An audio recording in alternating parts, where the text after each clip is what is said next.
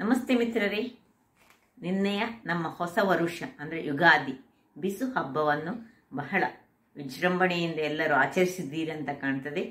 ಎಲ್ಲರಿಗೂ ಇವತ್ತು ನಾನು ಬಿಸು ಹಬ್ಬದ ಶುಭಾಶಯಗಳನ್ನು ಕೋರುತ್ತಾ ಈ ವರ್ಷ ಎಲ್ಲರಿಗೂ ಶುಭವನ್ನು ತರಲಿ ಅಂತ ಹೇಳುತ್ತಾ, ಇವತ್ತು ನಾನು ನಮ್ಮ ಕರಾವಳಿ ಶೈಲಿಯ ಮೊಟ್ಟೆಯ ಪದಾರ್ಥವನ್ನು ಮಾಡ್ತಿದ್ದೇನೆ. ಬಹಳ ರುಚಿಕರವಾದ ಈ ಮೊಟ್ಟೆಯ ಗ್ರೇವಿಯನ್ನು ಹೇಗೆ ಮಾಡುವುದು ಎಂದು ನೋಡುವ ಮೊದಲು ಯಾರೆಲ್ಲ ನನ್ನ ಚಾನಲನ್ನು ನೋಡ್ತಿದ್ದೀರಿ, ಯಾರೆಲ್ಲ ಇನ್ನೂ ಸಬ್ಸ್ಕ್ರೈಬ್ ಮಾಡಿಲ್ಲ, ದಯವಿಟ್ಟು ಸಬ್ಸ್ಕ್ರೈಬ್ ಮಾಡಿ ಸಪೋರ್ಟ್ ಮಾಡಿ ಅಂತ ಹೇಳುತ್ತಾ ಬನ್ನಿ ಅಡಿಗೆ ಮನೆಗೆ ಹೋಗೋಣ. ವೀಕ್ಷಕರೇ, ಇವತ್ತು ತೆಂಗಿನ ಹಾಲನ್ನು ಬಳಸಿ ಮಾಡುವಂತಹ ರುಚಿಕರವಾದ ಕರಾವಳಿ ಶೈಲಿಯ ಮೊಟ್ಟೆಯ ರಸ ಮಾಡೋಣ. ಬಹಳ ಟೇಸ್ಟಿಯಾಗಿ ಬರ್ತದೆ. ಯಾವುದೇ ಒಂದು ಅನ್ನಕ್ಕಾಗಲಿ, ಇಡ್ಲಿಗಾಗಲಿ, ದೋಸೆ, ಚಪಾತಿ ಯಾವುದಕ್ಕೆ ಸಾಗುವಂತಹ ಕಾಂಬಿನೇಷನ್ ಇದು. ನೋಡಿ, 4 ಎಗ್ ತೆಗೆದುಕೊಂಡಿದ್ದೇನೆ. ಇದನ್ನೀಗ ಬಾಯ್ಲ್ ಮಾಡಲಿಕ್ಕೆ ಉಂಟು. ಇಲ್ಲಿ 4 ಸಣ್ಣ ಸಣ್ಣ ಬಟಾಟೆಯನ್ನು ಹೆಚ್ಚಿಟ್ಟುಕೊಂಡು ನೀರಿನಲ್ಲಿ ಹಾಕಿಟ್ಕೊಂಡಿದ್ದೇನೆ. 1 ಬೌಲ್ನಷ್ಟು ತೆಂಗಿನ ತುರಿ ಉಂಟು.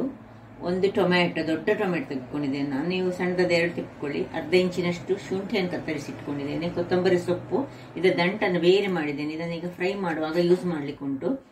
2 ನೀರುಳ್ಳಿ, ಸಣ್ಣ ಸಣ್ಣದಾದ 2, ದೊಡ್ಡದಾದ್ರೆ 1 ಸಾಕು. ಇಲ್ಲಿ ಮಸಾಲೆ ಪದಾರ್ಥಗಳನ್ನು ನೋಡಿ. 1 ಬ್ಯಾಡಗೆ ಮೆಣಸಿದ್ರೆ ಬ್ಯಾಡಗೆ ಮೆಣಸು ತೆಗೆದುಕೊಳ್ಳಿ. ಬ್ಯಾಡಗೆ ಮೆಣಸಾದ್ರೆ 6 ಬ್ಯಾಡಗೆ ಮೆಣಸು ತೆಗೆದುಕೊಳ್ಳಿ, 6, 7. ಇಲ್ಲಿ ನಾನೊಂದು 5-6 ಇಂಥ ಮೆಣಸನ್ನು ತೆಗೆದುಕೊಂಡಿದ್ದೇನೆ. ನನಗೆ ಬ್ಯಾಡಗೆ ಮೆಣಸು ಇಲ್ಲಿ ಇಲ್ಲ, ಹಾಗಾಗಿ. ಮತ್ತೆ 1.5 ಚಮಚದಷ್ಟು ಕೊತ್ತಂಬರಿ ಬೀಜ, 1/4 ಚಮಚದಷ್ಟು ಬಡೆ ಸೊಪ್ಪು, 1 ಸಣ್ಣ ತುಂಡು ಹುಳಿ, 1 ಸಣ್ಣ ತುಂಡು ಚಕ್ಕೆ, 1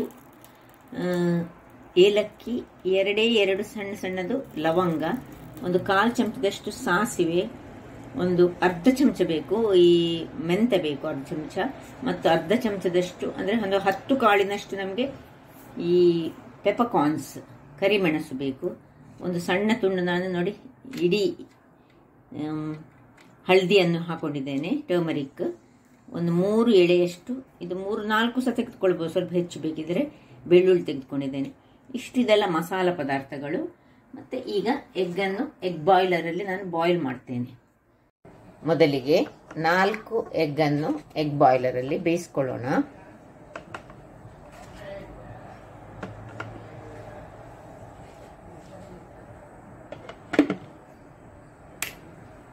ಇದು ಎಗ್ ಬೇಯ್ದ ಮೇಲೆ ನಮ್ಮ ಕೆಲಸ.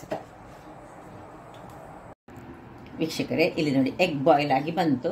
ಈಗ ಎಗ್ಗನ್ನು ಅದರ ಸಿಪ್ಪೆ ತೆಗೆದುಕೊಂಡು ಅದರ ಮೊದಲು ನಾನು ಇಲ್ಲಿ ಈ ತೆಂಗಿನ ತುರಿಯಲ್ಲಿ ಇಷ್ಟು ತೆಂಗಿನ ತುರಿಯನ್ನು ಇಟ್ಟುಕೊಂಡು, 1 ಹ್ಯಾಂಡ್ಫುಲ್ ಆಫ್ ತೆಂಗಿನ ತುರಿಯನ್ನು ಇಟ್ಟುಕೊಂಡು ಇಷ್ಟು ತೆಂಗಿನ ತುರಿಯಿಂದ ಹಾಲನ್ನು ತೆಗೆದು ತರ್ತೇನೆ. ಈಗ ವೀಕ್ಷಕರೇ, ಇಲ್ಲಿ ನೋಡಿ ತೆಳು ಹಾಲು ಇಲ್ಲಿ ಉಂಟು, ದಪ್ಪ ಹಾಲು ಇಲ್ಲಿ ಉಂಟು, 2 ಉಂಟು. ಈಗ ಈ ತೆಳು ಹಾಲನ್ನು ನಾನು ನೋಡಿ ಇಲ್ಲಿ ಪಾತ್ರೆಯಲ್ಲಿ ಸ್ವಲ್ಪ ನೀರಿಟ್ಟುಕೊಂಡಿದ್ದೇನೆ. ಆ ತೆಳು ಹಾಲನ್ನು ಇದಕ್ಕೆ ಹಾಕೊಳ್ತಿದ್ದೇನೆ.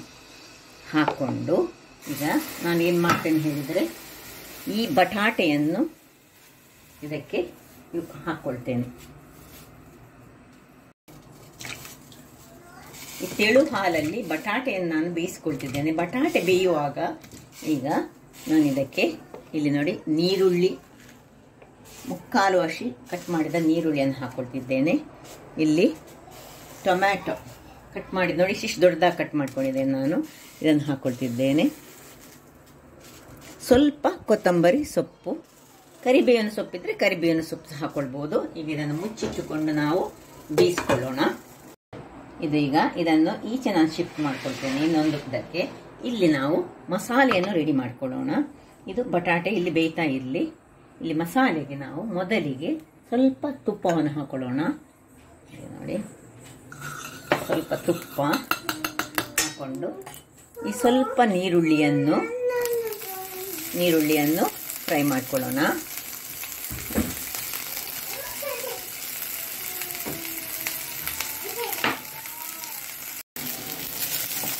ಸಣ್ಣ ಉರಿಯಲ್ಲಿ ಸ್ವಲ್ಪ ನೀರುಳ್ಳಿ ಹುರಿಸಿಕೊಂಡು ಈ ನೀರುಳ್ಳಿಗೆ ಸ್ವಲ್ಪ ಇದು ಫ್ರೈ ಆಗುವಾಗ ಈ ಕೊತ್ತಂಬರಿ ಸೊಪ್ಪಿನ ದಂಟು, ದಂಟನ್ನು ಹಾಕೊಳ್ತಿದ್ದೇನೆ.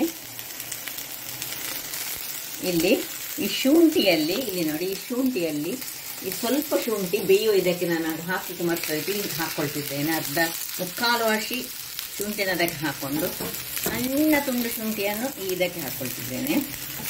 ಮತ್ತು ಈ ಬೆಳ್ಳುಳ್ಳಿ ಹಾಕ್ಕೊಳ್ತಿದ್ದೇನೆ. ಬೆಳ್ಳುಳ್ಳಿ ಒಳ್ಳೆ ಫ್ರೈ ಆಗಬೇಕಿದ್ರಲ್ಲಿ. ಇನ್ನು ಉರಿ ಮಾತ್ರ ಸಣ್ಣದಿರಬೇಕು ವೀಕ್ಷಕರೇ. ಇನ್ನು ಇದು ನೋಡಿ 5-6 ಮೆಣಸು,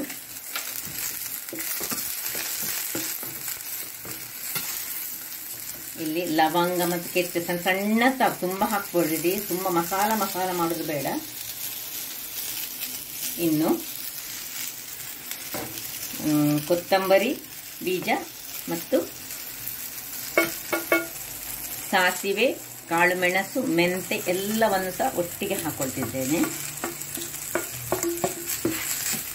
ಖಾರ ನಿಮ್ಮ ಇದಕ್ಕೆ ತಕ್ಕಷ್ಟು. ಈಗ ಇದಕ್ಕೆ ನಾವು 1/4 ಅಥವಾ ಅರ್ಧ ಚಮಚದಷ್ಟು ಗರಂ ಮಸಾಲೆ ಹಾಕಲಿಕ್ಕುಂಟು. ಅದರಿಂದಾಗಿ ನಾವು ಖಾರಕ್ಕೆ ನೀವು ನೋಡಿಕೊಳ್ಳಿ, ನಿಮಗೆ ಖಾರ ಹೆಚ್ಚು ಬೇಕಿದ್ರೆ ಮೆಣಸು ಸ್ವಲ್ಪ ಹೆಚ್ಚು ಮಾಡಿಕೊಳ್ಳಿ. ಖಾರ ಸಹ ಹೆಚ್ಚು ಒಳ್ಳೆಯದಾಗುವುದಿಲ್ಲ ಈ ಪದಾರ್ಥ. ಮತ್ತು ಕೆಲವರು ಖಾರದವರಿದ್ದು ಖಾರ ಹಾಕೊಳ್ಬೋದು. ಇಲ್ಲಿ ಈಗ ಸ್ವಲ್ಪ ಹಳದಿಯನ್ನು ನಾನು ಇಡೀ ಹಳದಿ ನೋಡಿ ಹೀಗೆ ಪೀಸಸನ್ನು ಹಾಕೊಂಡಿದ್ದೇನೆ. ಸ್ವಲ್ಪ ಫ್ರೈ ಆಗಲಿ. ಈಗ ಸ್ವಲ್ಪ ಕರಿಬೇವಿನ ಸೊಪ್ಪನ್ನು ಇದಕ್ಕೆ ಸ್ವಲ್ಪ ಹಾಕೊಳ್ತಿದ್ದೇನೆ. ಸ್ವಲ್ಪ ಇದಕ್ಕೆ ಹಾಕೊಳ್ತಿದ್ದೇನೆ. ಇದು ಬೇಯ್ತಾ ಉಂಟು, ಅದು ಬೇಯಲಿ ವೀಕ್ಷಕರೇ. ಇದಿಷ್ಟು ಫ್ರೈ ಆಗುವಾಗ ಈಗ ನಡುವಲ್ಲಿ ಸ್ವಲ್ಪ ನಾವು ತುಪ್ಪವನ್ನು ಹಾಕೊಂಡು ಈ ಒಂದಿಷ್ಟು ತೆಂಗಿನ ತುರಿ ಇಟ್ಕೊಂಡಿದ್ದೇವಲ್ಲ, ಇದನ್ನು ಈಗ ನಾವು ಇದಕ್ಕೆ ಹಾಕೊಳ್ಳೋಣ. ಹಾಕೊಂಡು ಸ್ವಲ್ಪ ಇದರಲ್ಲಿ ಫ್ರೈ ಆಗಲಿ. ಇದು ಸ್ವಲ್ಪ ಫ್ರೈ ಆದರೆ ಸಾಕು. ಇದ್ರೆ ಅದೊಂದು ಸ್ವಲ್ಪ ತೇವಾಂಶ ಹೋದರೆ ಸಾಕು ನಮಗೆ. ಇದನ್ನು ಆಫ್ ಮಾಡ್ಕೊಳ್ತಿದ್ದೇನೆ ನಾನು. ಈಗ ತಣ್ಣಗಾಗಲಿಕ್ಕೆ ಇಟ್ಟು ಇದನ್ನು ಆಮೇಲೆ ಗ್ರೈಂಡ್ ಮಾಡಲಿಕ್ಕುಂಟು. ಗ್ರೈಂಡ್ ಮಾಡುವಾಗ ನಾವು ಇಷ್ಟು ಹುಳಿಯನ್ನು ಹಾಕೊಳ್ಳಿಕ್ಕುಂಟು. ಹುಳಿ ಸಹ ಈಗ ಸ್ವಲ್ಪ ಗಟ್ಟಿ ಹುಳಿ ಆದರೆ ಇದನ್ನು ಸ್ವಲ್ಪ ನೀರಿನಲ್ಲಿ ಹಾಕೊಂಡಿಟ್ಟು ಮಾಡಿದರೆ ಸಾಕ್ತದೆ.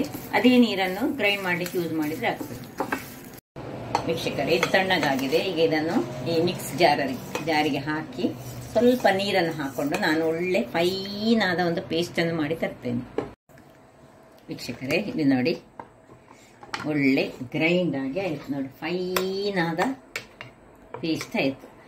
ಇದರಲ್ಲಿ ಈಗ ಬ್ಯಾಡಿಗೆ ನಾನು ಮೆಣಸು ಹಾಕೋದ್ರಿಂದ ಈ ಕಲರ್ ಉಂಟು. ಬ್ಯಾಡಿಗೆ ಮೆಣಸು ಹಾಕಿದರೆ ಬಹಳ ಚೆನ್ನಾದ ಕಲರ್ ಬರ್ತದೆ ಇದಕ್ಕೆ, ಮತ್ತು ಅದರ ರುಚಿ ಸಹ ಒಂದು ಬೇರೆ ರೀತಿ ಇರ್ತದೆ.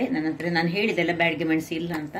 ಅಥವಾ ನೀವು ಹೀಗೆ ಮಸಾಲೆ ಎಲ್ಲ ಬೇಡ ಅಂತ ಇದ್ದರೆ ಈ ಚಿಕನ್ ಮಸಾಲ ಪೌಡರ್ ಉಂಟಲ್ಲ, ನಾನು ಯಾವಾಗಲೂ ಯೂಸ್ ಮಾಡ್ತೇನೆ, ಅದನ್ನು ಯೂಸ್ ಮಾಡಿದರೆ ಸಹ ಬಹಳ ಚೆನ್ನಾಗಿ ಬರ್ತದೆ. ತೆಂಗಿನ ಒಂದು ಹಾಲು ಇದ್ದರೆ ಸಾಕಾಗ್ತದೆ. ಈಗ ಇಲ್ಲಿ ನೋಡಿ ಇದು ಬೆಂದಿದೆ ನೋಡಿ, ಹೀಗೆ ಬಟಾಟೆ ಚೆನ್ನಾಗಿ ಬೆಂದಿದೆ. ಈಗ ಇದಕ್ಕೆ ನಾವು ಸ್ವಲ್ಪ ಉಪ್ಪನ್ನು ಹಾಕೊಳ್ತಿದ್ದೇನೆ. ನಾನು ಉಪ್ಪನ್ನು ಹಾಕೊಂಡು ರುಚಿಗೆ ತಕ್ಕಷ್ಟು ಉಪ್ಪು ಹಾಕಿ ಇದನ್ನು ಚೆನ್ನಾಗಿ ನಾನು ಕಲಡಿಸಿಕೊಳ್ತೇನೆ. ಕಲಡಿಸಿ ಉಪ್ಪು ಹಾಕಿ ನಾನು ಒಂದು ಕುದಿ ಬರಿಸ್ತೇನೆ ಇದನ್ನು ಮೊದಲಿಗೆ ವೀಕ್ಷಕರೇ. ನೋಡಿ ಒಳ್ಳೆ ಒಂದು ಕುದಿ ಬಂತು ಉಪ್ಪು ಹಾಕಿದ ಮೇಲೆ. ಈಗ ನಾವೇನು ಮಾಡಬೇಕು ಹೇಳಿದರೆ ಈ ಮಸಾಲೆ ಮಾಡಿಟ್ಕೊಂಡಿದ್ದೇವೆ ಇದನ್ನು ಇದಕ್ಕೆ ಶಿಫ್ಟ್ ಮಾಡ್ಕೊಳ್ಳೋಣ.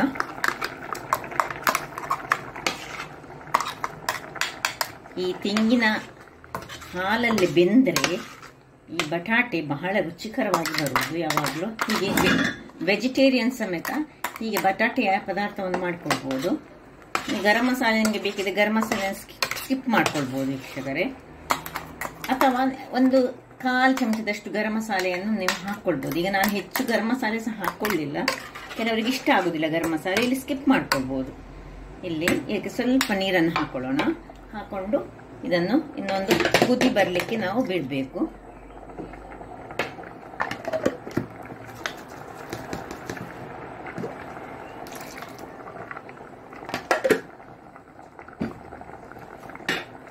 ಚೆನ್ನಾಗಿ ತಿರುಗಿಸಿಕೊಂಡು ಈಗ ಬೇಕಿದ್ರೆ ಸ್ವಲ್ಪ ನೀರನ್ನು ಹಾಕೊಳ್ಬೋದು ದಪ್ಪ ಬೇಡದಿದ್ರೆ. ಇಲ್ಲಿ ನೋಡಿ ವೀಕ್ಷಕರೇ, ನೋಡಿ ಒಳ್ಳೆ ಕುದಿ ಬರ್ತಾ ಉಂಟು ನೋಡಿ. ಹೀಗೆ ಈ ಹೊತ್ತಿನಲ್ಲಿ ನಾವು ಸ್ವಲ್ಪ ಉಪ್ಪೆಲ್ಲ ಚೆಕ್ ಮಾಡಿಕೊಳ್ಬೇಕು. ಸ್ವಲ್ಪ ಹುಳಿ ಮೊದಲೇ ಗ್ರೈಂಡ್ ಮಾಡುವಾಗಲೇ ಹಾಕೊಂಡಿದ್ದೇವೆ. ಉಪ್ಪು ಹೇಗೆ ಉಂಟು ನೋಡೋಣ. ಉಪ್ಪು ಸ್ವಲ್ಪ ಕಡಿಮೆ ಉಂಟು, ಸ್ವಲ್ಪ ಹಾಕೊಳ್ತಿದ್ದೇನೆ. ಈಗ ಇದಕ್ಕೆ ಈ ತೆಂಗಿನ ಹಾಲನ್ನು ನಾವು ಹಾಕೊಳ್ತಿದ್ದೇನೆ. ಇಷ್ಟು ಕುದಿದು ಬಂದ ಮೇಲೆ ನೋಡಿ, ಕಲ್ಲರ್ ನೋಡಿ ಹೀಗೆ ಬಂತಂತ. ತೆಂಗಿನ ಹಾಲನ್ನು ಹಾಕಿ ನಾವು ಇದನ್ನು ಒಂದು ಕುದಿಯನ್ನು ಬರೆಸ್ಕೊಳ್ಳೋಣ. ಒಂದೇ ಒಂದು ಕುದಿ ಸಾಕು. ತೆಂಗಿನ ಹಾಲು ಹಾಕಿದ ಮೇಲೆ ಒಂದು ಸಿಂಗಲ್ ಕುದಿ. ವೀಕ್ಷಕರೇ, ಇಲ್ಲಿ ನೋಡಿ ಆಯಿತು. ಒಂದು ಕುದಿ ಇಷ್ಟು ಬಂದ ಕೂಡಲೇ ಇದನ್ನು ಆಫ್ ಮಾಡಿಕೊಂಡು ಅದರ ಬಿಸಿಯಲ್ಲಿಯೇ ನಾವೀಗ ಈ ಎಗ್ಗನ್ನು ನೋಡಿ ಇದಕ್ಕೆ ಸ್ವಲ್ಪ ಒಂದೊಂದು ಕಟ್ಸ್ ಹಾಕೊಳ್ಳೋಣ. ನೋಡಿ ಹೀಗೆ ಮೊದಲೇ ಹಾಕೊಂಡಿಟ್ಟು ಸಾಕ್ತದೆ. ಹೀಗೆ ಕಟ್ಸ್ ಹಾಕೊಂಡು ಒಂದೊಂದಾಗಿ ಇದರೊಳಗೆ ಹಾಕೊಳ್ಳೋಣ. ಎಲ್ಲವನ್ನು ಸಹ ನಾನು ಹಾಕೊಳ್ತೇನೆ. ನಿಮ್ಮ ಹತ್ರ ಎಷ್ಟು ಉಂಟು? ನಾನಿವತ್ತು 4 ಮಂದಿಗೆ 4 ಮಾಡಿದ್ದೇನೆ.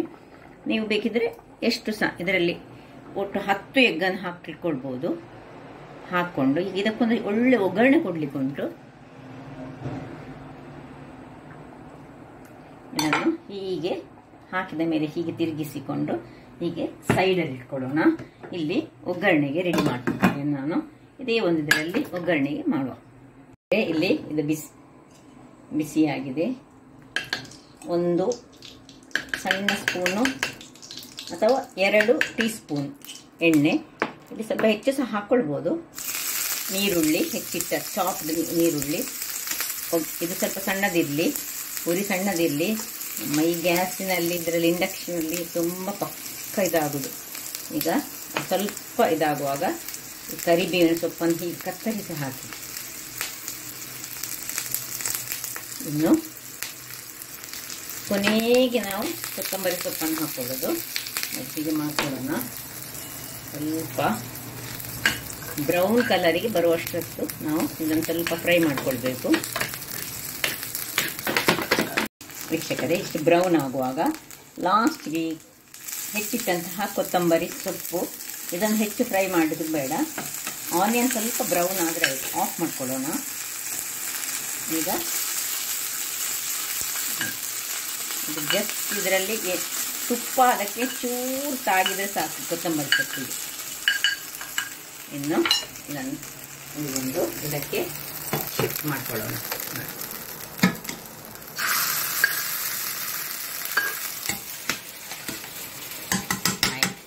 ಘಮಿಸುವಂತಹ ಏನು ಪರಿಮಳ ಬರ್ತದೆ ಹೇಳಿದರೆ ಈ ಒಗ್ಗರಣೆ ಅದಕ್ಕೊಂದು ತುಂಬ ಚೆನ್ನಾದ ಪರಿಮಳವನ್ನು ಕೊಡುವುದು. ವೀಕ್ಷಕರೇ, ಸರ್ವಿಂಗ್ ಟೈಮ್ ನೋಡಿ ಹೇಗೆ ಬಂತು ನೋಡಿ, ಏನು ಚೆನ್ನಾಗಿ ಬಂದಿದೆ. ಈಗ ಇದನ್ನು ಸರ್ವ್ ಮಾಡೋಣ. ನೋಡಿ ವೀಕ್ಷಕರೇ, ಏನು ಚೆನ್ನಾಗಿ ಬಂದಿದೆ ನೋಡಿ.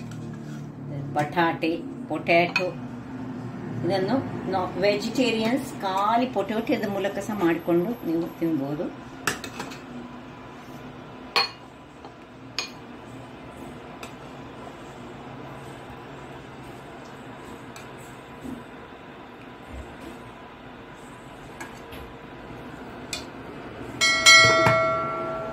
ನೋಡಿದ್ರಲ್ಲ ವೀಕ್ಷಕರೇ, ಒಂದು ಕರಾವಳಿ ಶೈಲಿಯ ಮೊಟ್ಟೆಯ ಪದಾರ್ಥ, ಅದು ಪೊಟ್ಯಾಟೋವನ್ನು ಬಳಸಿಕೊಂಡು, ಅಂದರೆ ಬಟಾಟೆಯನ್ನು ಬಳಸಿ. ಹಾಗಾದರೆ ನನ್ನ ಈ ಕುಕಿಂಗ್ ಚಾನಲ್ ನಿಮಗೆ ಇಷ್ಟ ಆದರೆ ಬೋಳೂರು ಸುವರ್ಣ ಚಾನಲನ್ನು ಲೈಕ್ ಮಾಡಿ, ಶೇರ್ ಮಾಡಿ ಹಾಗೂ ಸಬ್ಸ್ಕ್ರೈಬ್ ಮಾಡಿ. ಹಾಗೂ ನನ್ನ ಇನ್ಸ್ಟಾಗ್ರಾಮ್ ಪೇಜನ್ನು ಫಾಲೋ ಮಾಡಿ. ಧನ್ಯವಾದಗಳು.